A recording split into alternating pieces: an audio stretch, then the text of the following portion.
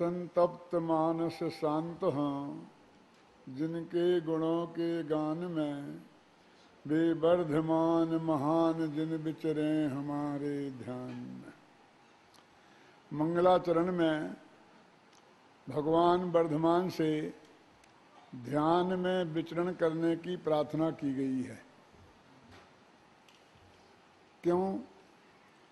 क्योंकि जैन मान्यता के अनुसार एक बार जो मोक्ष में चले जाते हैं, सिद्ध हो जाते हैं, वे लौटकर संसार में नहीं आते। इसलिए कभी ऐसी प्रार्थना करके कि एक बार तो आना पड़ेगा और सोते हुए भारत को जगाना पड़ेगा, अपनी प्रार्थना निष्फल नहीं होने देना चाहता। जो गया सो गया, वो वापस नहीं आता। जैसे हमारा बचपन गया सो गया, अब वो वापस नहीं आ सकता है, लेकिन हमारे ज्ञान में आ सकता है, हमारे ध्यान में आ सकता है। कल्पना कीजिए, जब आप 6वीं क्लास में पढ़ते थे, होली का समय था, आपने गुब्बारे में पानी भरकर मास्टर जी की कुर्सी पर गद्दी के नीचे रख दिया था। मास्टर जी आए, क्लास में कुर्सी पर बैठे, गुब्बारा फटा तो पानी का एक फव्वारा छूटा था और साथ में क्लास में हंसी का फव्वारा भी छूट गया था। पता चलने पर आपकी पिटाई भी कम नहीं हुई थी। लेकिन वो दिन जब याद आता है तो चेहरे पर मुस्कान आए बिना नहीं रहती। वो बचपन तो बीत गया, ऐसी कोई ना कोई घटना आपके जीवन में भी घटित हुई होगी। अब वो चीज तो द्वारा नहीं आ सकती है, लेकिन हमारे ज्ञान में तो आ सकती है ना, हमारे ध्यान में तो आ सकती है। भगवान महावीर ने 2530-35 वर्ष पहले इस देह को छोड़ा। अब वे द्वारा इस देह में नहीं आ सकते, नहीं आएंगे, पर वे हमारे ज्ञान में तो आ सकते हैं ना, हमारे ध्यान में तो आ सकते हैं ना। इसलिए यहाँ प्रार्थना की गई है कि वे वर्धमान महान जिन विचरे हमारे ध्यान में। क्यों? आखिर क्यों? ऐसा क्या दिया है भगवान महावीर ने हमें कि उनने 2500 वर्ष पहले देह छोड़ी और आज हम 2500 वर्ष बाद भी गांव-गांव में उन्हें याद करें, रोजाना उनकी प्रार्थनाएं करें।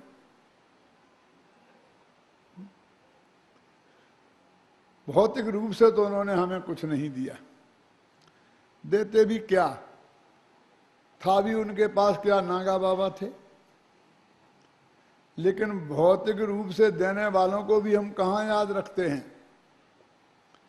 हमारे माँ बाप सारी जिंदगी पाप की कमाई करते हैं और पाप की गठरी बांधकर अपने साथ ले जाते हैं और कमाई हमारे लिए छोड़ जाते हैं।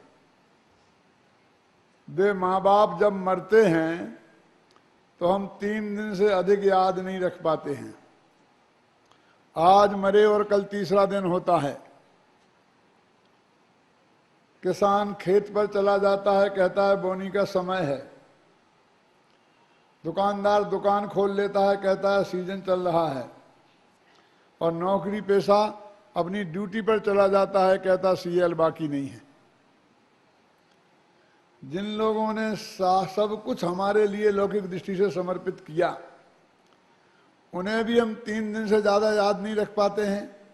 तो महावीर ने हमें ऐसा क्या दिया जो हम 2500 वर्ष बाद भी उन्हें याद करें कि वे वर्धमान महान जिन विचरे हमारे ध्यान में। दिया तो अवश्य है, अन्यथा हम उन्हें याद नहीं करते। ये बनिया झुकेगा ना, ख्याल में है ना, तो बिना मतलब के तो झुकता नहीं है। तो उन्होंने कुछ हमें ऐसे सिद्धांत दिए, ऐसा रास्ता सुझाया कि जिन सिद्धांतों को हम अपने जीवन में अपना लें उनके बताए रास्ते पर चलें तो आज भी हमारा जीवन सुखी और शांत हो सकता है। इसलिए हम याद करते हैं कि वे वर्धमान हमान जिन विचरे हमारे ध्यान में। बहुत से लोग कहते हैं कि भगवान महावीर आउट ऑफ डेट हो गए हैं। क्यों? क्योंकि जो रास्ता उनने 2500 वर्ष पहले हमें बताया था, हो सकता है वो उस जमाने में किसी काम का रहा हो। कहाँ वो बैलगाड़ी का जमाना और कहाँ हम आज रॉकेट की दुनिया में आ गए हैं। 2500 वर्ष पुरानी बातें कहाँ आई? हमारे पिताजी ने एक मकान बनवाया था 25 वर्ष पहले, वो तो आज हमारे काम का नहीं रहा है, क्योंकि उनने घर के कोने में जाकर ये लैट्रिन बाथरूम बनाए थे। और हमें तो अब हर कमरे में लैट्रिन बाथरूम चाहिए, अटैच लैट्रिन बाथरूम। बहुत तरक्की की है हमने। बाप का बना हुआ मकान तोड़ फोड़ करके क्या कमरे में तो लैट्रिन बाथरूम आ ही गए हैं, बेडरूम में तो आ ही गए हैं, पर बेड पर आना बाकी हैं। तो बुढ़ापे में भगवान ऐसा दिन ना दिखाए कि बेड पर भी आ जाए तो कोई आश्चर्य की बात नहीं है, है? कितनी तरक्की की है हमने। कहाँ वो बैलगाड़ी का जमाना और कहाँ हम रॉकेट की दुनिया में आ गए हैं। इसलिए वो लोग कहते हैं कि भगवान महावीर आउट ऑफ डेट हो गए हैं। मैं उनसे कहना चाहता हूं कि भगवान महावीर आउट ऑफ डेट नहीं हुए हैं, बल्कि एकदम अप टू डेट हैं। ये मेरी बात शायद उन लोगों को पसंद न आए जो लोग ऐसे कपड़े पहनकर कि दूर से देखने पर पता ही ना चले कि लड़का है या लड़की, अपने को अप टू डेट समझते हैं। लेकिन मैं कहना चाहता हूं कोई व्यक्ति ड्रेस से अप टू डेट नहीं होता, अपने विचारों से अप टू डेट होता है। यदि भगवान महावीर की वाणी में जो सिद्धांत आए हैं वो हमारी आज की समस्याओं का समाधान कर सकते हैं, तो मैं कहता हूं वे एकदम अप टू डेट हैं। अरे भाई, जो ड्रेस से अप टू डेट बनेगा उसे एक ना एक दिन आउट ऑफ डेट होना ही पड़ेगा। मेरे पिताजी पगड़ी बांधा करते थे और जब वो दर्पण के सामने बैठकर पगड़ी बांधते थे तो 1 घंटे से कम नहीं लगता था, और जब उसे पहनकर बाजार में निकलते थे तो अपने को कम अप टू डेट नहीं समझते थे। हमने वो पगड़ी फेंक दी, टोपी लगा ली, अपने को अप टू डेट समझने लगे और सगे बाप को आउट ऑफ डेट कर दिया। हमारे बच्चों ने टोपी भी उतार दी और अप टू डेट बन गए और हमें आउट ऑफ डेट कर दिया। जो ड्रेस से अप टू डेट बनेंगे उन्हें कोई दूसरा नहीं, उनकी ही संतानें उन्हें आउट ऑफ डेट कर देंगे। जब लोग पगड़ियां पहनते थे तो पगड़ियां उछाली जाती थी, जब टोपियां पहनने लगे तो टोपियां उछलने लगी ना। आज पगड़ियां हैं इस एरिया में, मेवाड़ में तो कभी कभी थोड़ी थोड़ी दिखाई दे जाती हैं, बाकी देश में तो कहीं दिखाई देती ही नहीं है। अब माथे पे कुछ है ही नहीं तो बाल ही उड़ने लग गए। आपने आदमी तो सैकड़ों गंजे देखे होंगे, कोई मां बहन गंजी देखी हो तो बताना। महिलाएं गंजी क्यों नहीं होती? आदमी क्यों होते हैं गंजी? कभी सोचा आपने? क्योंकि महिलाओं के माथे पर उड़ने के लिए एक साड़ी का पल्लू हमेशा रहता है, और हमारे माथे पर कुछ उड़ने के लिए बाहरी वस्तु रही ही नहीं तो बाल ही उड़ गए। सोच लो अब काय का नंबर है। इसलिए मैं कहता हूं कि कोई ना कोई ऐसी चीज माथे पर रखो भैया, तो वो उड़े और तुम सुरक्षित रह जाओ। चलो ये बात तो खैर बीच की आ गई थी। अपनी बात तो ये चल रही थी कि कोई व्यक्ति ड्रेस से अप टू डेट नहीं होता, वो अपने विचारों से अप टू डेट होता है। तो भगवान महावीर ने जिस अहिंसा सिद्धांत को 2500 वर्ष पहले हमारे सामने रखा, उसकी उपयोगिता महावीर के जमाने में भी जितनी नहीं थी जितनी आज है। क्यों? क्योंकि महावीर के जमाने में हिंसा उतनी खतरनाक नहीं थी। कहते हैं लोग लाठियों और पत्थरों से लड़ा करते थे। लाठियों और पत्थरों से लड़ने वाले अस्पताल पहुंचते हैं, स्मशान नहीं। यानी वे घायल होते हैं, मरते नहीं। फिर हमने तरक्की की और तलवारें बना ली। तलवार की मार भी 4 हाथ से आगे काम नहीं करती थी। कोई व्यक्ति 100-200 गज दूर हुआ तो तलवार बेकार थी। फिर हमने गोलियां बनाई, लेकिन वो गोली एक समय में एक आदमी को ही मार सकती थी, वो भी 100-200 गज दूर हुआ, उससे ज्यादा दूर हुआ तो वो भी बेकार थी। आज हमने ऐसी ऐसी गोलियां बना ली हैं कि एक गोली से हिंदुस्तान साफ हो सकता है और दूसरी गोली से चाइना। मारक क्षमता का भी इतना विकास कर लिया है कि अमेरिका चाहे तो अपने घर में बैठे बैठे एक बटन दबाए तो हिंदुस्तान साफ हो जाए और दूसरा बटन दबाए तो चाइना साफ हो जाए। और आप जानते हैं ये बटन दबाना किन लोगों के हाथ में है, जो दिन में 3 बोतल पीते हैं। हम गर्म पानी पीने वाले लोग भी जब कभी पंखा चलाना चाहते हैं और बटन दबाते हैं तो गलती से दूसरा बटन दब जाता है और बिजली का बल्ब जल जाता है। इतनी भूल तो हम गर्म पानी पीने वालों से भी हो जाती है ना। उस शराबी ने शराब के नशे में चाइना का बटन दबाने की कोशिश की और गलती से भारत का बटन दब गया तो हम मुफ्त में ही मारे जाएंगे। आज हिंसा ने इतना भयानक रूप धारण कर लिया है, इसलिए भगवान महावीर की अहिंसा की आवश्यकता इस दुनिया को जितनी आज है उतनी भगवान महावीर के जमाने भी नहीं थी। इसलिए मैं कहता हूं कि भगवान महावीर आउट ऑफ डेट नहीं हुए हैं, बल्कि एकदम अप टू डेट हैं। यदि ड्रेस से भी हम अप टू डेट माने तो महावीर कभी आउट ऑफ डेट नहीं हो सकते। क्यों? क्योंकि वे विदाउट ड्रेस थे। जो ड्रेस पहनेगा वो तो आउट ऑफ डेट होगी। आउट ऑफ डेट तो ड्रेस होती है, आदमी थोड़ी होता है। मैं आपसे कह रहा था, पहले के जमाने में व्यक्ति लड़ते थे, फिर परिवार लड़ने लगे, फिर जातियां लड़ने लगी, और आज देश लड़ते हैं।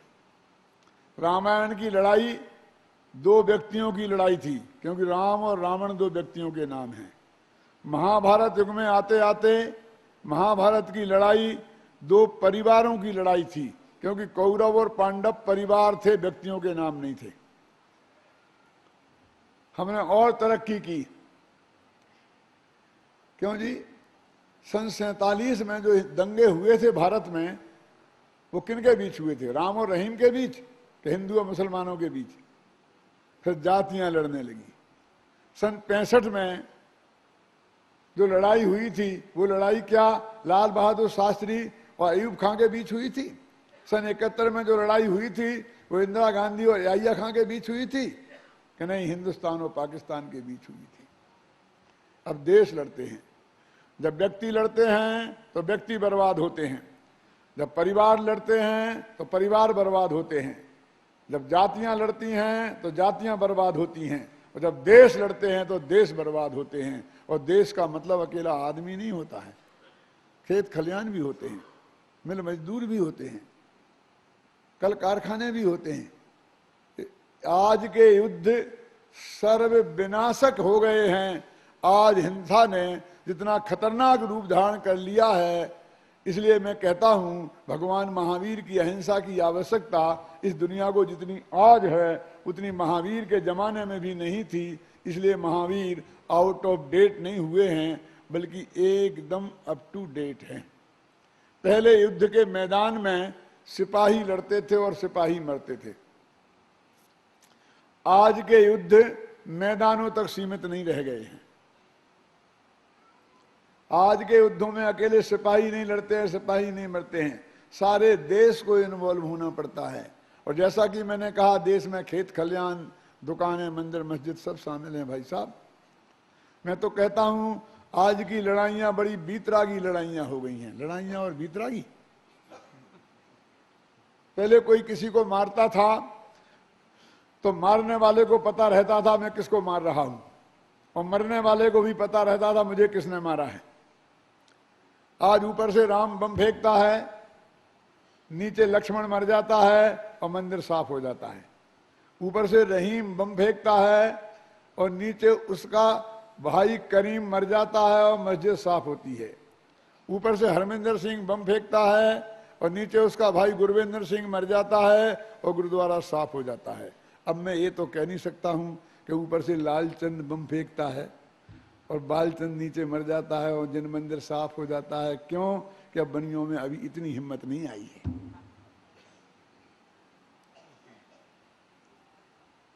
न मारने वाले को पता है कौन मार रहा है, न मरने वाले को कौन मार रहा है।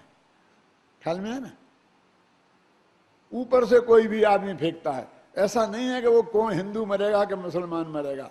मारने वाला आतंकवादी मुसलमान था कि कौन था, इससे क्या फर्क पड़ता है। लेकिन मरने वाले हिंदुओं के साथ मुसलमान भाई भी मरते हैं ना। मेरे कहने का मतलब ये है कि मंदिर के साथ मस्जिद भी बर्बाद होती है ना। हिंसा ने इतना भयानक, इसका राष्ट्रीयकरण हो गया है। अब हत्यारे व्यक्ति नहीं रहे हैं, देश हो गए हैं। क्यों जी? हिरोशिमा जापान में नागासाकी पे बम किसने फेंके थे? अमेरिका ने। अमेरिका किसी व्यक्ति का नाम है कि देश का नाम है? ख्याल में? जब देश लड़ते हैं तो देश बर्बाद होते हैं। हिंसा ने इतना भयानक रूप धारण कर लिया है, इसलिए भगवान महावीर की अहिंसा की जितनी आवश्यकता इस दुनिया को जितनी आज है, उतनी महावीर के जमाने में भी नहीं थी। इसलिए मैं कहता हूं कि इस बेदर्द जमाने में जब मौत कोई मायना नहीं रखती है, सुबह आदमी हम सड़क पर निकलते हैं, कोई आदमी मराया अधमरा पड़ा है, हजारों आदमी देखते हुए निकल जाएंगे। कोई खड़ा होकर उसे संभालने की कोशिश नहीं करेगा कि मर गया है तो घर वालों को खबर कर दें, अधमरा है तो स्मशान पहुंचा दें। ऐसे इस बेदर्द जमाने में हम सुबह अखबार पढ़ते हैं और उसमें समाचार आता है कि बिहार में भयंकर बाढ़ आई, 1 लाख लोग मारे गए और 10 लाख लोग बेघर बार हो गए। हम बड़े ठाठ से चाय पीते रहते हैं और अखबार पढ़ते रहते हैं। हमारे हाथ से चाल का प्याला छूटता नहीं है, टूटता नहीं है, फूटता नहीं है। हम बड़े मजे से पड़ोसी को समाचार सुनाते हैं, भाई साहब सुना बिहार में बाढ़ आई है, 1 लाख लोग मारे गए हैं। ये समाचार ऐसे सुनाते हैं जैसे उदयपुर में कोई नया सर्कस आया हो।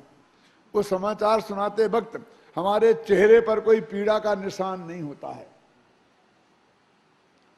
कैसी स्थिति हो गई है आज हमारी, जरा हम कल्पना तो करें।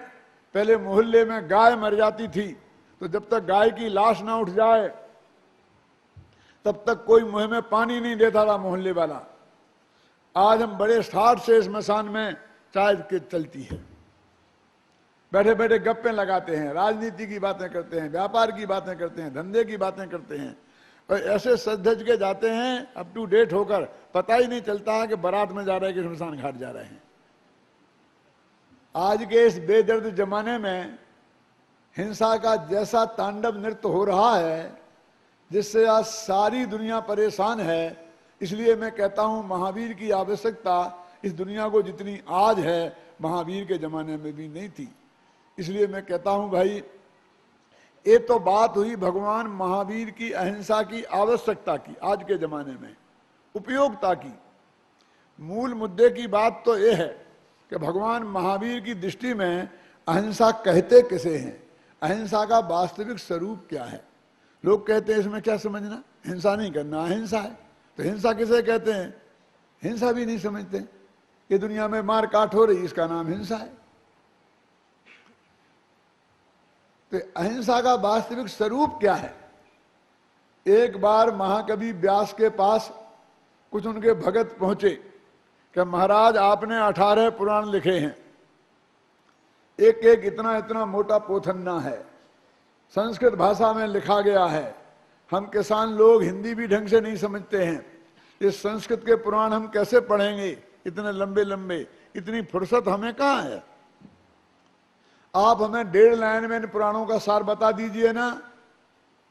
तो महाकवि व्यास ने कहा, 18 पुराणेषु व्यासस्य वचनद्वयम् परोपकारः पुण्याय पापाय परपीडनम्।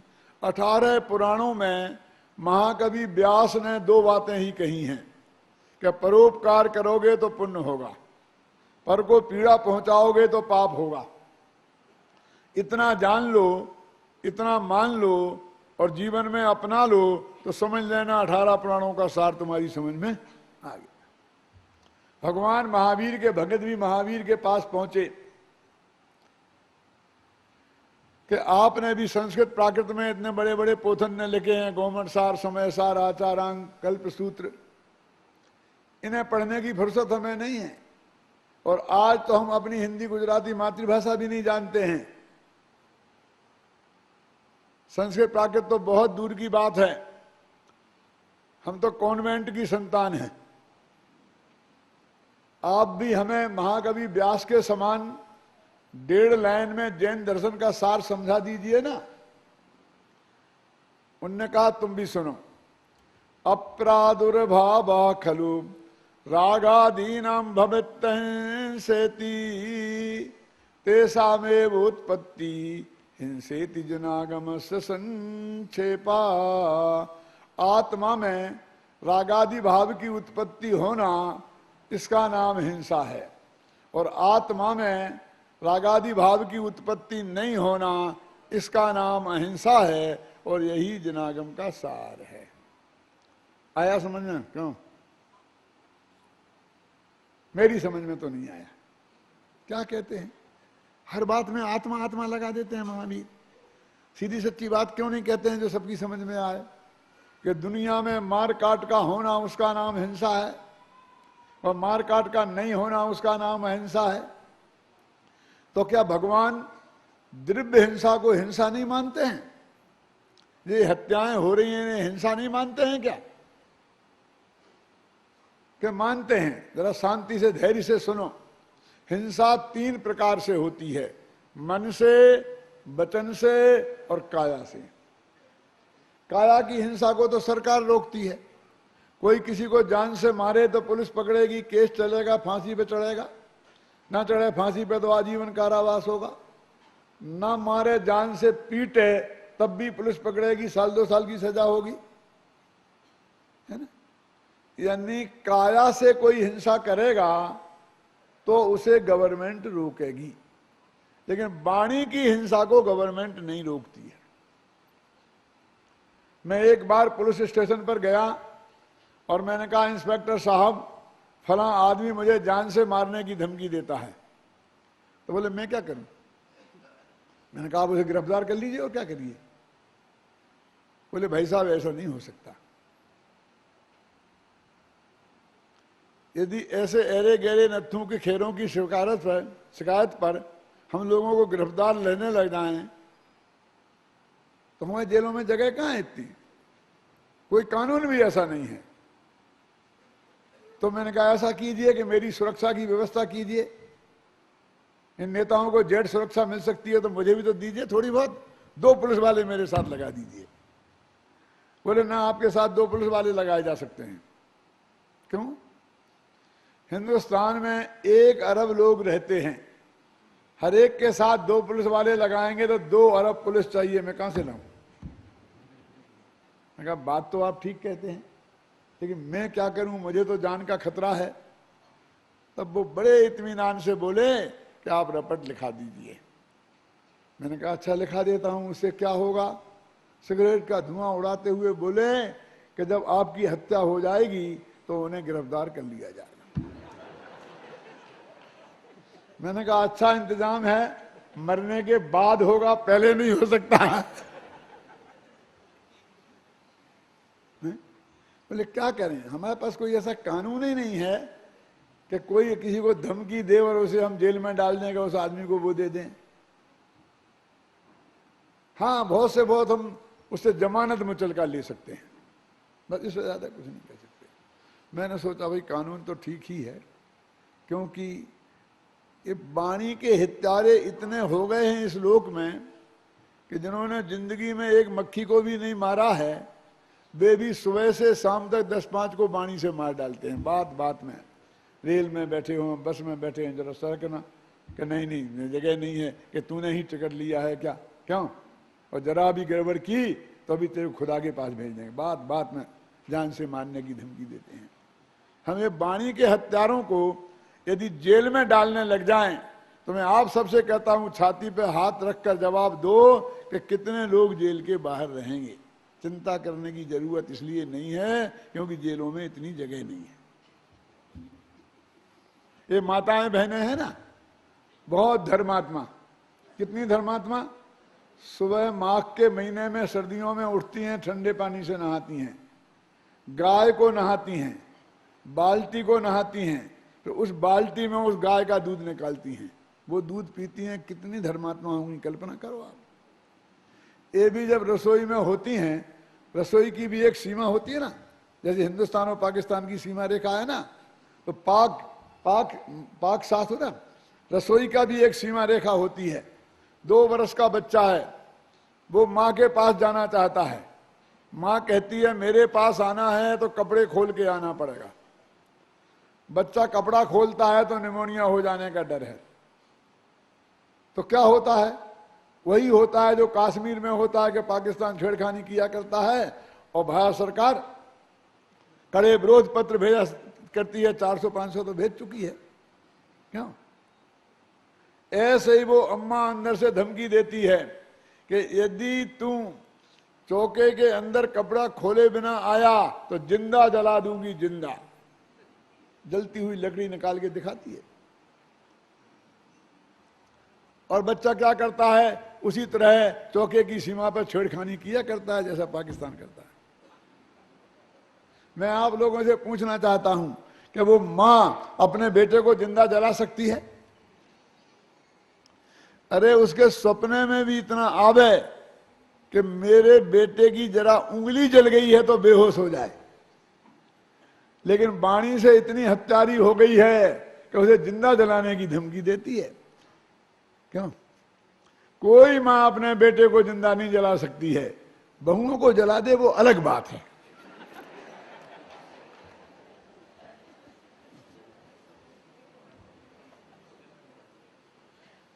तो ये धर्मात्माएं माताएं भी वाणी से इतनी असंयमी हो गई हैं, इसलिए गवर्नमेंट कहती भैया हम वाणी पर कोई एक्शन नहीं लेंगे। जब तक कोई एक्शन नहीं होगा हम एक्शन नहीं लेंगे। काया से कब तक जहां मारपीट नहीं होगी तब तक हम कोई एक्शन नहीं लेंगे। तो भाई काया की हिंसा को तो सरकार रोकती है, तो वाणी की हिंसा भी तो रुकना चाहिए ना। कौन रोकता है? रोकता है समाज रोकता है। कैसे रोकता है?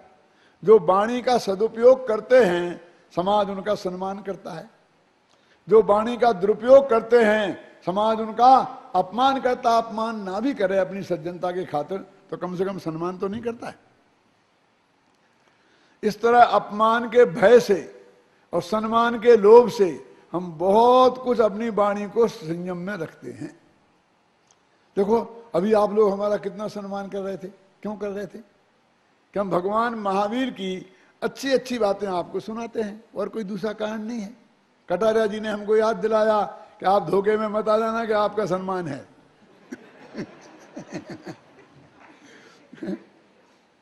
ये तो भगवान महावीर की वाणी लेके डोलते हो ना और वो सबको सुनाते हो, ये तो भगवान महावीर की महिमा है। तुलसीदास जी कहते हैं कि मेरी क्या कीमत है, मैं राम बोला हूं ना, राम के गीत गाता हूं, इसलिए लोग मेरा सम्मान करते हैं। बात 100% सच्ची है ना। क्यों जी? अभी मैं वाणी पर यहीं स्पीकर पर बैठे बैठे और आप सबको गालियां देने लग जाऊं तो क्या होगा? बोलो ताया जी। फिर द्वारा बुलाएंगे मुझे कि पंडित जी तुम द्वारा की सोच रहे हो, पहले अभी की सोचो। ये मेवाड़ है, मेवाड़ महाराणा प्रताप की भूमि। क्या अभी क्या होगा? क्यों? कहने का आशय यह है कि हम सम्मान के लोभ में और अपमान के भय से बहुत कुछ अपनी वाणी को मर्यादा में रखते हैं। लेकिन अभी मैं आप सबको मन से गालियां, मन में गालियां देने लगूं तो क्या कर लेगी समाज और क्या कर लेगी सरकार, क्या कर लेगी पुलिस और क्या कर लेगा कोई। भगवान महावीर कहते हैं धर्म का काम वहां से शुरू होता है, ना जहां सरकार की चलती है और ना जहां समाज की चलती है। मन शुद्धि। हमारे मन में ही हिंसा पैदा नहीं होनी चाहिए। इसलिए उन्होंने कहा आत्मा और मन को एक मानकर कि आत्मा में रागादि की उत्पत्ति, उसका नाम है हिंसा, और आत्मा में रागादि की उत्पत्ति नहीं होना, इसका नाम है अहिंसा। यही जनागम का सार है। ये तो आत्मा में, आत्मा शब्द का प्रयोग भगवान महावीर ने अहिंसा हिंसा की परिभाषा में क्यों किया? कहता है आप तो आत्मा आत्मा की बात करें, हर जगह आत्मा ले आते हैं, मैं क्या करूं? भगवान महावीर ले आए तो मैं क्या करूं?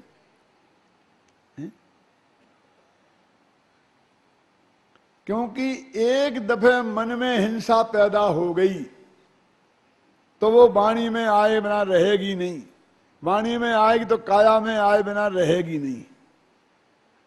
एक मास्टर जी थे, कोई घबराना नहीं, मास्टर जी यहां बैठे हों तो वैसे मैं भी मास्टर ही तो हूं। उनने मास्टरनी से कहा कि आज जरा स्कूल जल्दी जाना है, रोटी जरा जल्दी बनाना है।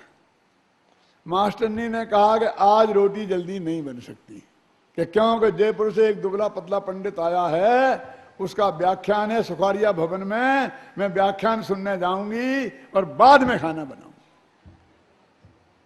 मास्टर जी का माथा बहुत गर्म हो गया। बेचारी पत्नी घबराई, आधा व्याख्यान छोड़ के आई, जल्दी जल्दी रोटी बनाई, लेकिन तब तक मास्टर जी का माथा इतना गर्म हो गया था कि पत्नी के तवा से ज्यादा गर्म हो गया था। तो बिना रोटी खाए स्कूल चले गए। कितना गुस्सा आया होगा पत्नी को, सोचो आप, कि व्याख्यान भी छूटा और पति भी भूखे गए। क्या करती बेचारी?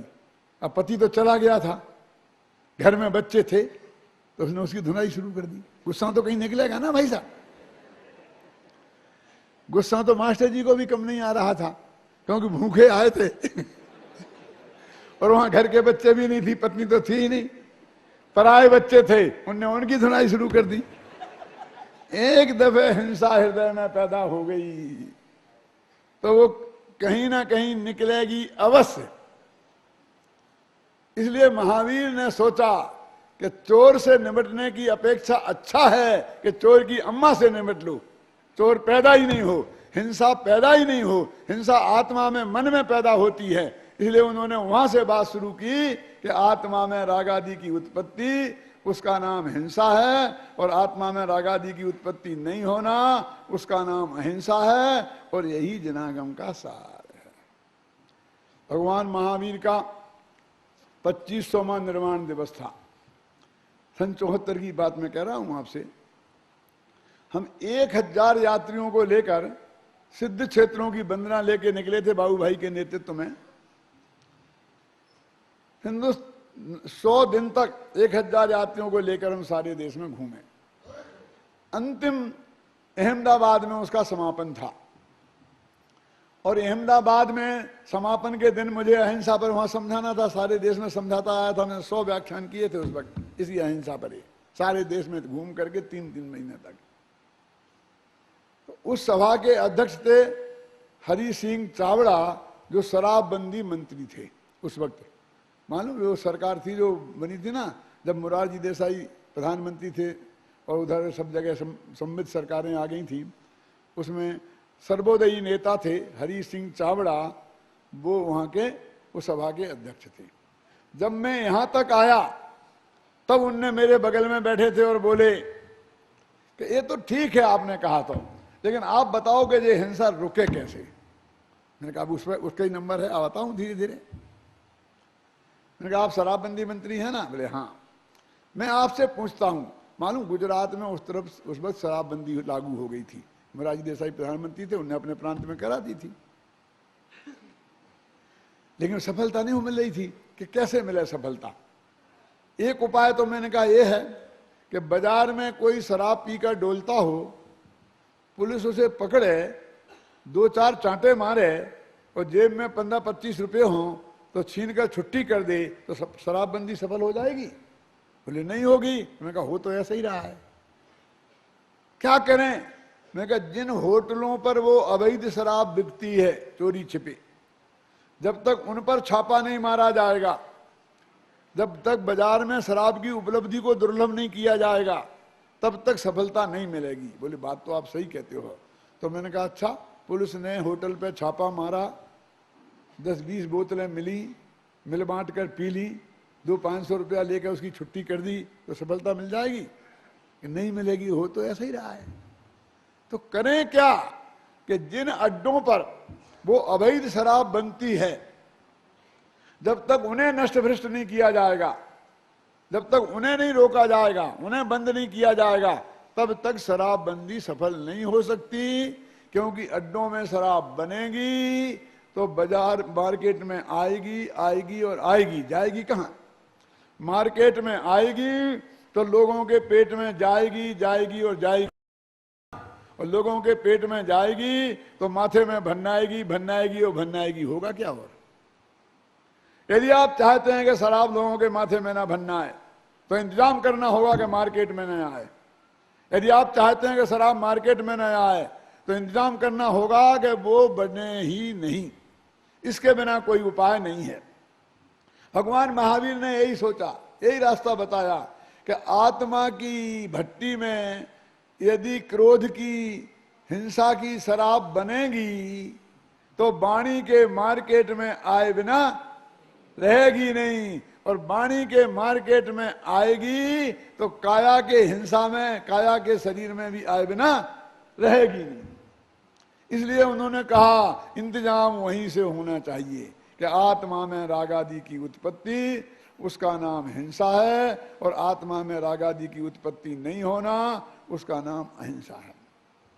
तो मैं आपसे कह रहा था कि क्या महावीर द्रव्य हिंसा को हिंसा नहीं मानते हैं? अपन ने बात की थी ना कि 3 कारणों से हिंसा होती है। कौन कौन से कारण? जर, मन वचन काय की बात होगी, जर, जोरी और जमीन। ये जो द्रव्य हिंसा जिसे आप कहते हैं ना, ये 3 कारणों से होती है। कौन कौन से? जर, जर माने रुपया पैसा, जोरू माने पत्नी, और जमीन। महाभारत का युद्ध क्यों हुआ भाई साहब? कौरवों से पांडवों ने कहा 5 गांव दे दो तो हम समझौता कर लेंगे। कौरवों ने कहा बिना लड़ाई के सुई की नोक के बराबर जमीन नहीं मिलेगी, और महाभारत हो गया। रामचंद्र जी की धर्मपत्नी को रावण हर ले गया और रामायण का महायुद्ध हो गया। तो वो पत्नी के कारण, नारी के कारण हुआ ना। और क्यों जी? पैसे के पीछे लड़ाइयां होती हैं, इस बात को सिद्ध करने के लिए पुराणों की गाथाएं खोजनी पड़ेंगी, इतिहास के पन्ने पलटने पड़ेंगे, विशेषकर बनियों की सभा में, जिनका एक सिद्धांत है चमड़ी जाए पे दमड़ी न जाए। आज की जितनी लड़ाइयां हो रही हैं वो पैसे के पीछे हो रही हैं। व्यापारी माने आप लोग नहीं, आज सारी दुनिया व्यापारी हो गई है, देश भी व्यापारी हो गई है। अमेरिका को अपने हथियार बेचना है। क्यों? आज की हिंसा का जितना कारण है उसमें ये पैसा है कि नहीं है। तो जर जोरू और जमीन के कारण जितनी लड़ाइयां होती हैं, वो जर जोरू और जमीन के राग के कारण होती हैं कि देश के कारण? बताओ। अरे भाई, सीता जी से रामचंद्र जी को तो प्रेम था ही, होना ही चाहिए था, उनकी धर्म पत्नी थी। लेकिन रावण को भी द्वेष नहीं था। द्वेष होता तो जैसे कि लक्ष्मण ने शूर्पणखा की नाक काट दी थी, ऐसा कुछ करता। अपहरण करके ले गया, घर पे रखा, रोजाना हाथ पे जोड़ता था, ये बोलता था तू मुझे स्वीकार कर ले तो पटरानी बनाऊंगा, मंदोदरी से ऊपर। ये राग की बातें हैं कि द्वेष की?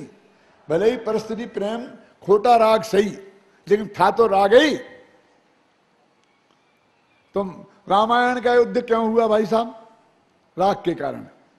और महाभारत का? अरे भाई, कौरवों को तो जमीन से राग था ही, और पांडवों को नहीं था क्या? 5 गांव काय के लिए चाहिए थे? क्या बात करते हो? उन बेचारों को 5 गांव भी नहीं मिलते तो रहते कहां? क्यों भाई साहब? मेरे पास तो एक भी गांव नहीं है, तो मैं भी रह रहा हूं ना। हम तो उस देश के वासी हैं कि जिस देश का गृह मंत्री गृह विहीन था। लाल बहादुर शास्त्री की कहानी तो सुनी होगी ना आपने। उनके घर का घर ही नहीं था, कहीं देश का गृह मंत्री था। उनके मन में भी एक तमन्ना थी कि 5 गांव मिल तो जाने दो बेटा, खड़े रहने को जमीन तो मिले, फिर हम देख लेंगे। ख्याल में आया ना? यानी वो जमीन के राग के पीछे महाभारत हुआ। और पैसे के राग के पीछे लड़ाइयां होती हैं, पैसे के द्वेष के पीछे। बोलिए, कल्पना कीजिए आप। तो जितनी भी लड़ाइयां हैं जिनमें सबसे ज्यादा द्रव्य हिंसा होती है, जनता मरती है, वो सब के पीछे राग काम करता है, जर जोरू और जमीन का। अकेली युद्धों की हिंसा नहीं, एक खान पान की, पहनने ओढ़ने की हिंसा भी राग के कारण होती है। माताएं बहनें सिल्क की साड़ियां पहनती हैं, ये प्रेम से पहनती कि गुस्से में? 1 मीटर सिल्क बने तो मालूम, आप जानते कि 5000 कीड़ों को उबालते हैं चाय जैसा, तब 1 मीटर सिल्क बनती है। कि कितने मीटर की साड़ी होती है? 5 मीटर की, 6 मीटर की? हाँ, महाराष्ट्र में जाते हैं तो 9 मीटर की होती है। समझ लीजिए कि आप एक साड़ी पहने हैं तो 35,000 30,000 कीड़ों की मरकर बनी है। कितनी प्रेम से पहनती है। तो ये पहनने ओढ़ने संबंधी हिंसा है, ये राग के कारण होती है कि द्वेषने की। ये खाने पीने संबंधी हिंसा है। क्यों साहब, हम तो आलू खाते हैं, हम तो साहब, अब मांस मदिरा की बातों में जैनियों के बीच में क्या करूं? क्यों? अरे भाई साहब, सुई की नोक के बराबर आलू के टुकड़े में अनंत जीव होते हैं। कि पंडित जी क्या बात करते हो, आलू तो सागों का राजा है। मैंने कहा अच्छा, राजा है तो राजा को क्यों खाते हो, प्रजा को खाओ ना। मेरे कहने का मतलब, खान पान संबंधी जितनी हिंसा होती है उसके पीछे भी राग काम करता है ना। पहनने ओढ़ने संबंधी जितनी हिंसा होती है, एक क्रीम पाउडर में जितनी हिंसा होती है, इस सबके पीछे हमारे अंदर का राग काम करता है और उसके कारण हिंसा। अरे भाई साहब, हम झूठ क्यों बोलते हैं? राग के कारण। नेम कसम इसी भाव आई थी, तुम देख ले, बिल देख ले। दिखाता नहीं है बनिया कभी बिल, कहता सौदा पे बिल बिल बिल देख ले, बिल देख ले। क्यों ताया जी, ये झूठ क्यों बोलते हैं? राग के कारण। पैसे के चोरी क्यों करते हैं? चोर ने सेठ जी की तिजोरी तोड़ दी। अरे भाई साहब, देश होता तो तिजोरी नहीं तोड़ता, खोपड़ी खोलता। तिजोरी के अंदर जो माल है उससे राग है, इसलिए तिजोरी तोड़ी है। तो चोरी भी तिजोरी के कारण होती है, राग के कारण होती है। और जितनी माताओं बहनों की इज्जत आज तक लुटी है, वो रागियों ने लूटी है, देशियों ने नहीं। ख्याल में है ना? आपने सुबह अखबार में पढ़ा होगा कि एक दुबली पतली गोरी भूरी अल्प ड्रेस पहने कोई कन्या बाजार में मटक मटक के जा रही थी, तो कुछ लड़कों ने उसके साथ छेड़खानी की। ऐसा भी कभी पढ़ा कि एक 80 वर्ष की बुढ़ी अम्मा, काली कलूटी, दांत जिसके गिर गए थे, एक आंख चली गई थी, वो बाजार में उसके साथ किसी ने छेड़खानी की? पढ़ा कभी? छेड़खानी किसके साथ होती है? जो राग का पात्र होता है। क्यों? तो ये जो व्यभिचार संबंधी जितना पाप होता है वो भी रागियों द्वारा किया जाता है। और परिग्रह कैसे जोड़ा जाता है? राग के कारण के द्वेष के कारण। तो न केवल हिंसा, 5 पाप राग के कारण होते हैं। इसलिए छेड़ाला में कितने कठोर शब्दों में लिखा है, यह है राग आगे दहे सदा ताते समामृत से। यह राग तो भाई आग है जो सदा दहे। ऐसा नहीं कि गर्मियों में दहे और सर्दियों में ठंडक पहुंचाए। क्यों? यह राग आग, आग हमेशा जलाती है, चाहे नीम की हो चाहे चंदन की। क्यों? चंदन तो बहुत शीतलता करता है ना, ठंडक पहुंचाता है ना। पूजा में लिखा है, चंदन शीतलता करे तपत वस्तु परवीन। क्यों? और हमारी बनाई पूजा नहीं है, बहुत पुरानी पूजन है। लेकिन चंदन की आग शीतलता पहुंचाएगी कि गर्मी? अरे भाई साहब, चंदन शीतलता पहुंचाता होगा, चंदन की आग नहीं। आग चाहे नीम की हो चाहे चंदन की हो, वो जलाएगी ही। कोई सेठ, बड़े सेठ का स्वर्गवास हो तो चंदन की लकड़ी से उसे जलाया जाता है। क्यों? गरीब का हो तो नीम की भी नहीं मिलती है। लेकिन उसी सेठ को उसी चंदन की लकड़ी से जिंदा जलाया जाए तो जलन पैदा करेगा, क्या होगा बोलिए? सम्मान होगा उसका। सब चंदन से जला रहे हैं हम तो राग किसी का, आग किसी भी चीज की हो वो जलाने का काम करती। राग किसी के प्रति भी क्यों ना हो लेकिन वो जलाने का काम करता है। इसलिए कहते हैं राग हिंसा है, भगवान महावीर कहते हैं। जब मैं ये बात कहता हूं तो कहते बहुत हो गया, रहने दो, हमने इतना सुन लिया, बर्दाश्त कर लिया। राग राग राग सभी प्रकार का राग हिंसा करता है। क्या बात करते हो आप? अशुभ राग हिंसा करता है, मन तीव्र राग हिंसा करता है, हम वो मान लें। लेकिन तुम सभी धान पसेरी तोलते जा रहे हो। धर्मानुराग भी हिंसा है क्या?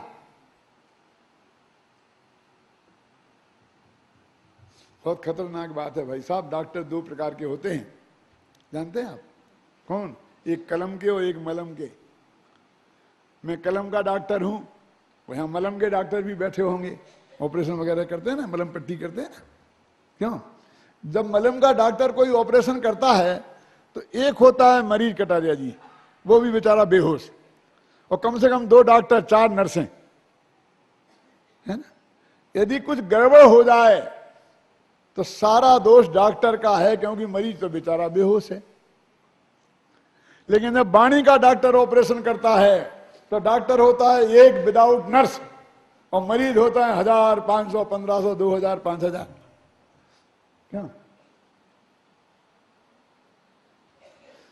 और पूरे होश में होते हैं मरीज भी। इसलिए जितनी जिम्मेवारी डॉक्टर की है उतनी ज्यादा मरीज की भी है, क्योंकि दोनों होश में हैं। डॉक्टर ने मरीज की टेबल पर, ऑपरेशन टेबल पर पेट खोल दिया। अब जो बेहोशी की थी वो थोड़ी कम थी, इसलिए मरीज को होश आ जाए तो क्या होगा? कल्पना करो आप। कभी ऐसा हुआ नहीं होगा, लेकिन कल्पना में तो हो सकता है ना। क्या होगा कि यदि मरीज गुजराती हुआ तो टेबल पे से उठ के भाग जाएगा, और यदि पंजाबी हुआ तो 2 चांटे मार के डॉक्टर को भगा देगा। लेकिन चाहे मरीज भागे चाहे डॉक्टर को भगाए, मरेगा मरीज, डॉक्टर मरने वाला नहीं। अब पेट चिर गया है तो इसी में भलाई है कि चुपचाप लेटे रहो जब तक टांके ना लग जाएं। टांके लग के 7 दिन बाद खुल ना जाएं, तब तक गड़बड़ करी तो मरोगे, है ना। मैंने ऐसा कहकर कि भगवान महावीर सब प्रकार के राग को हिंसा कहते हैं, आप सब लोगों का पेट एक साथ चीर दिया है। बहुत लोगों को गुस्सा भी आ सकता है, क्या बक रहा है, क्यों? लेकिन अब चाहे तुम डॉक्टर को भगाओ चाहे खुद भागो, कुछ लोग उठ के भाग सकते हैं, जा सकते हैं। मैं नहीं, हमसे नहीं सुना जाता है, क्यों हैं? कुछ लोग ऐसे भी पहलवान हो सकते हैं कि मुझे भगा सकते हैं, प्रयत्न बंद करा सकते हैं। लेकिन दोनों में खतरा मुझे नहीं, आपको है। अब चुपचाप ऑपरेशन हो गया है तो जब तक टांके ना लग जाएं, समझे ना, और टांके लग के 7 दिन तक बाद उसका टांके खुल ना जाए, तब तक शांति से विचार कर दे पड़े रहने में ही फायदा है। अब हिले तो मैं जिम्मेवार नहीं हूं, समझ लो। क्या कहा मैंने? कि महावीर कहते हैं कि राग चाहे किसी भी प्रकार का क्यों ना हो, वो हिंसा है। कि धर्मानुराग भी, कि हाँ, इस धर्मानुराग के नाम पर दुनिया में जितनी हिंसा हुई उतनी हिंसा किसी और नाम से नहीं हुई। लाखों यहूदियों को जिंदा जला दिया गया धर्म के नाम पर। हिंदुओं ने मुसलमानों को, मुसलमानों ने हिंदुओं को मारा तो धर्म के नाम पर। ये आतंकवादी भी बड़े धर्मात्मा हैं, इनकी बातें सुनो तुम। मर जाओगे तो भी जन्नत मिलेगी, और मार दोगे तो भी जन्नत मिलेगी।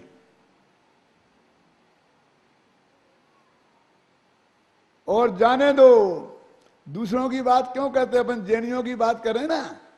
हम 150 बरस से संदेश शिखर पर लड़ रहे हैं बड़ी बहादुरी से, लंदन तक होके आ गए हैं, क्यों? लेकिन आज तक हमारी बहादुरी खत्म नहीं हुई। मिलके बैठकर शांति से एक साथ समझौता नहीं कर सकते। धर्म के नाम पर कितनी हिंसा हुई, हम जान की बाजी लगाकर धर्म की रक्षा करेंगे। बेटा तुम जान की बाजी लगाओगे तो अहिंसा नाम का धर्म तो मर गया। चाहे मारो चाहे मरो। आत्महत्या तो दूसरों की हत्या से भी बड़ा पाप है। क्यों? सोचो, गंभीरता से सोचो आप इस बात को।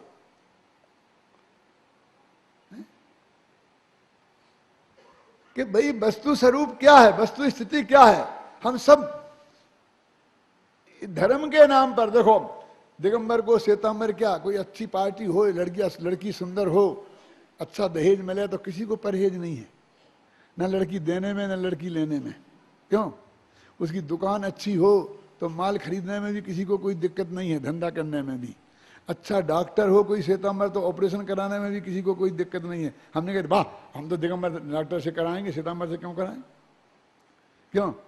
ऐसा कभी करते हो? सब बात में हम बहुत बीतरागी हैं, और जो धर्म बीतरागी है उस मामले में तो मूंछों पे ताल देके खड़े हो जाते हैं। धर्म की रक्षा, धर्म की रक्षा, धर्म की रक्षा। ये धर्म की रक्षा है? क्यों? इस राग धर्मानुराग के नाम पर इस दुनिया में जितनी हिंसा हुई है उससे धर्म बदनाम हो गया। हम क्या करें? धर्म ने थोड़ी हिंसा की, धर्म तो अहिंसा है। धर्म कहां मरने मारने की बात करता है? मजहब नहीं सिखाता आपस में बैर रखना। क्यों? लेकिन ये धर्म के नाम पर होता है ना सब कुछ।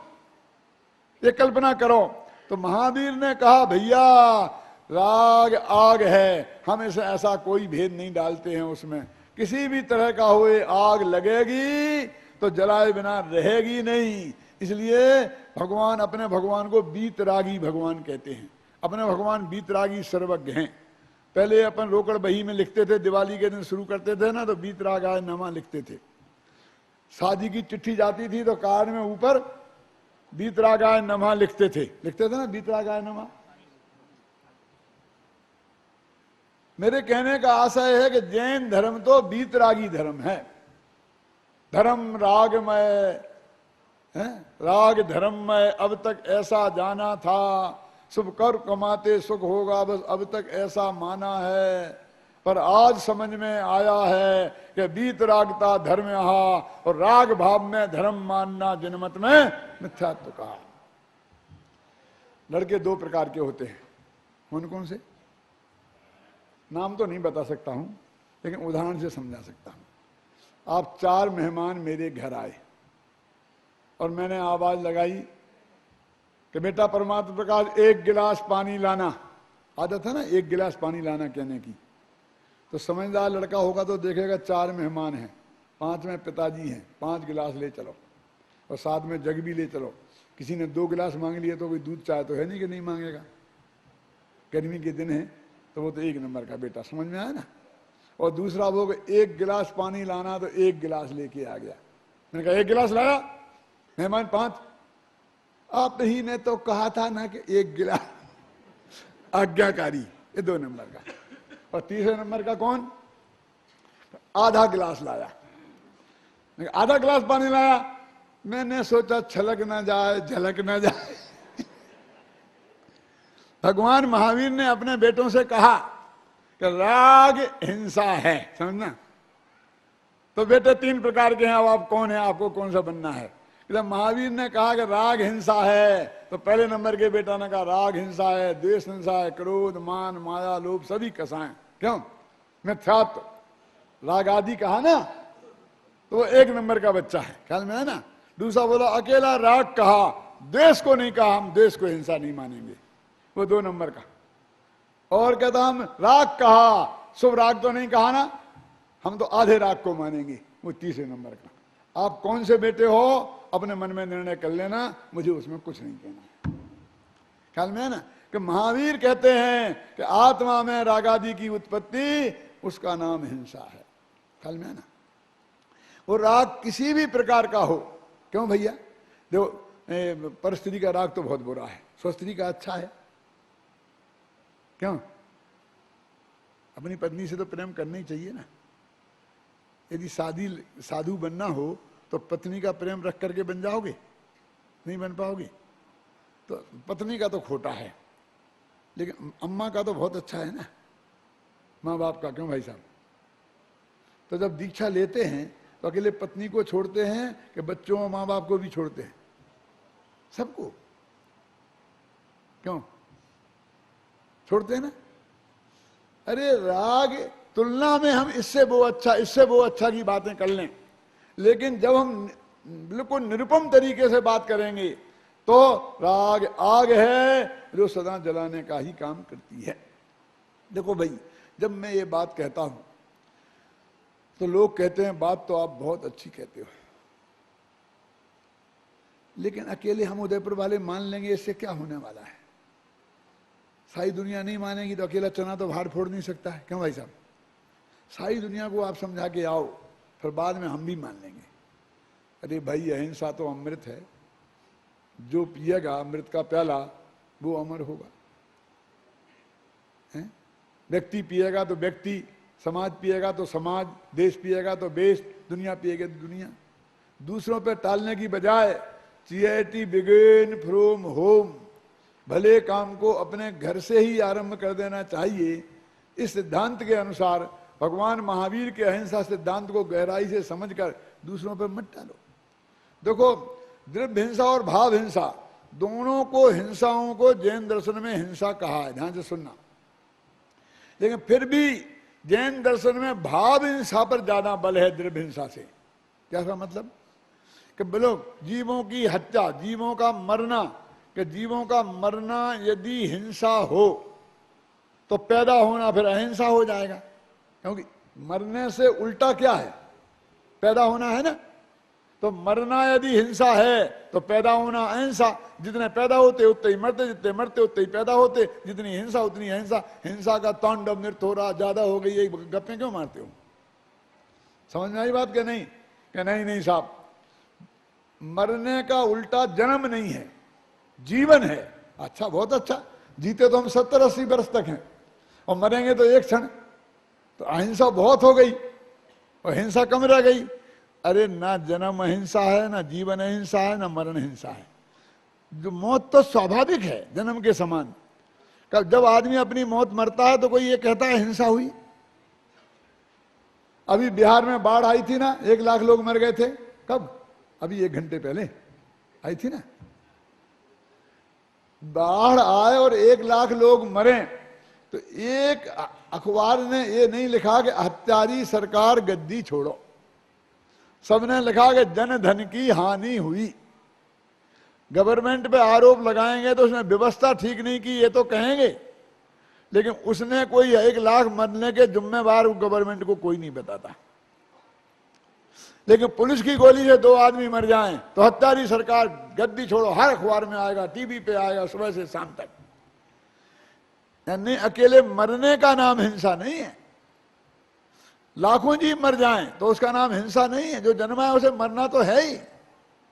बाढ़ में मर जाएं और सुनामी आ जाए और आफत आ जाए, बड़ी भयंकर बीमारी आ जाए, ख्याल में आए ना, तो उससे उसको हिंसा कोई नहीं कहता है। वो तो हिंसा में कोई मारने के भाव वाला साथ में चाहिए, तब उसे हिंसा कहा जाता है। तो द्रव्य हिंसा में मरने का नाम कहाँ हिंसा हुआ? ये तो अपने भावों पर ज्यादा बल है जैन दर्शन का। और जैन दर्शन का नहीं, गवर्नमेंट भी इसको मानती है, कानून भी इस बात के पक्ष में है। एक आदमी ने गोली चलाई और सामने वाला के यहां से निकल गई और वो बच गया। मैं आपसे पूछता हूं वो हत्यारा है कि नहीं है? और डॉक्टर ने ऑपरेशन किया और मरीज टेबल पे ही मर गया, बोलो उसे आज तक किसी डॉक्टर को सजा हुई? नहीं, क्योंकि मारने का भाव नहीं था, भाव बचाने का था। इंटेंशन पर सब कुछ निर्भर करता है। उसने मारने के हिसाब से गोली चलाई लेकिन भाग्य से वो बच गया, ख्याल में आया ना, इसलिए वो हत्यारा है। मैं एक कॉलेज में व्याख्यान देने गया, व्याख्यान दे रहा था, एक लड़के ने उठा के वहां से पत्थर फेंका और मेरे यहां से निकल गया। नहीं, क्या करते हो भाई? मेरा अभी माथा फूट जाता तो, बोले फूटा तो नहीं है, फूट जाता तब कहता। मैंने गजब हो गया, फूट जाता फिर क्या कहता? फिर तो अस्पताल भागता है। वो क्या समझता है कि जब मेरा नहीं मरे, मान लो भाग्य से बम फूटा आतंकवादी का और वहां कोई नहीं था, मंदिर खाली था, तो एक भी नहीं मरा, तो हिंसा नहीं हुई? जैन दर्शन कहता है कि जीवों के जीवन मरण से हिंसा का कोई संबंध नहीं है। इसी को तो द्रव्य हिंसा कहते हैं ना, जो उसके भावों पे सब कुछ निर्भर करता है। ख्याल में है ना, उसके भावों में जब तक उसे मारने का भाव नहीं हो तब तक वो हिंसक नहीं है, और मारने का भाव हुआ तो हिंसा हो गई। जैन दर्शन तो इसके आगे भी बात कहता है। मैं नहीं समझता हूं कि सब में उस बात को सुनने की क्षमता है। तो भाई हम भगवान महावीर के अहिंसा के स्वरूप को गहराई से समझें, ये अनुभव करें कि इस जगत में जितनी अहिंसा की आवश्यकता आज है, इस जमाने में है, महावीर के जमाने में भी नहीं थी। आज सारी दुनिया इस बात को गहराई से अनुभव करने लगी है। 2 मिनट में खत्म करता हूं, घबराना नहीं। गहराई से अनुभव करने लगी है। अब गोलमेज सम्मेलन निशस्त्रीकरण के होते हैं, अणुबम कैसे खत्म किए जाएं, ये सारी दुनिया के माथे पर चिंता है। जिसके पास अणुबमों का भंडार है वो भी कहता है दुनिया को मुझे अणु से मुक्त करना है। आज अमेरिका कहता है दुनिया को मुझे अणुबम से मुक्त करना है। जब तक दूसरों के मारने के लिए तुम्हारे पास थे तब तुम्हें कोई चिंता नहीं हुई, और जब उन लोगों के पास हो गए कि जो तुम तक भी पहुंच सकते हैं तो अब अणुबम हमारे लिए बुरे लगने लग गए हैं। मेरे कहने का मतलब ये है कि आज दुनिया में भगवान महावीर की अहिंसा का वातावरण बना है। ऐसे समय में जैनियों को जागृत होना चाहिए कि महावीर के संदेश को जन जन तक पहुंचाएं। इतना बढ़िया वातावरण भगवान महावीर के जमाने से लेकर आज तक अहिंसा के पक्ष में कभी नहीं बना। आप अहिंसा के पक्ष में आज बोलेंगे, सारी दुनिया आपको सुनेगी। और हमको महावीर की वाणी को सारी दुनिया के सामने प्रस्तुत करना चाहिए कि इस अहिंसा सिद्धांत को, जो सुख और शांति का कारण है, इन निशस्त्रीकरण हथियार सुख और शांति के कारण नहीं हो सकते हैं, इस सारी दुनिया के सामने हम महावीर के सिद्धांत को रखें और स्वयं अपने जीवन में अपना कर सुखी हों। इस मंगल भावना के साथ मैं अपनी बात समाप्त करता हूँ।